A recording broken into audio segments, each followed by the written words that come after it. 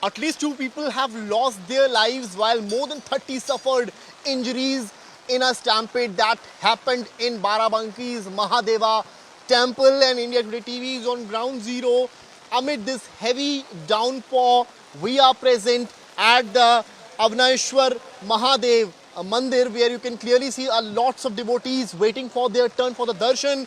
The incident happened around 3 a.m. when there was a line of devotees right here at this particular place when the stampede happened. How it happened, and I'll explain you now.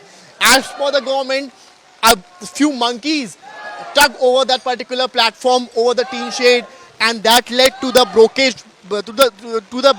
thing, which led to the wire to get broken, and then got down on this particular tin shade, due to which the current went around the railings around this particular tin shade.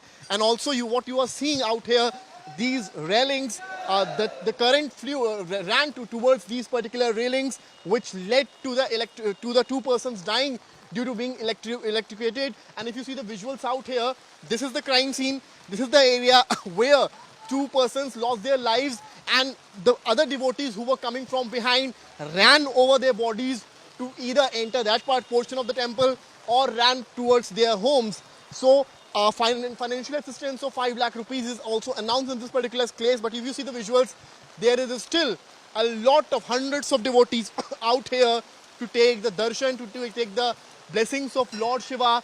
That's the visuals from here of Mahadeva Mandir. That's the famous Mahadeva Mandir of Barabanki. CM Yogi has announced the financial assistance of 5 lakh rupees.